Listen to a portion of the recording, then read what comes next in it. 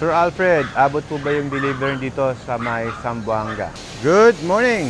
So ayan guys, meron tayong delivery sa may Zamboanga. Ayan, pinick up nila dito. At nakita nyo guys, ayan po yung kanyang address, Zamboanga City. Kay Ma'am Rivera.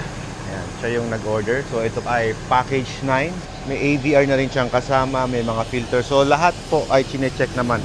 At ngayon loading. Pinick up nila dito yan. Meron silang hinard na truck para ikarga yung mga gamit ng Watermax dito sa amin. Pero dito guys, meron silang isinabay na traktora.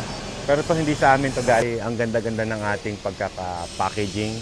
At safe na safe, secured po yung ating unit. Ayan guys. So ito po hindi namin to i-truck.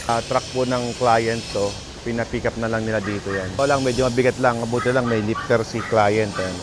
Ito na yung mga tangke na ikakarga natin. No? Sa Zamboanga kayo bibiyahe? Diretso Zamboanga ito?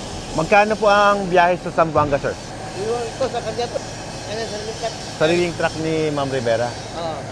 Okay. One week kayo sa kalsada? Taga Zamboanga talaga kayo, sir? Yung may-ari, saka dito lang ako sa Lubaw. Kayo taga Lubao. Oo, tao lang niya ako. Na.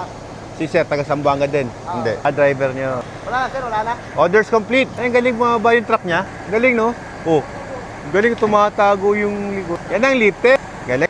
Kompleto na, sir. Sir, ingat sa biyahe. Bye-bye. Ganda ng truck niya. Galing ng lifter niya. Na-impress ako doon. Ayos. Yan. So, bye-bye. See you in Zamboanga. Biyahe ni Watermax.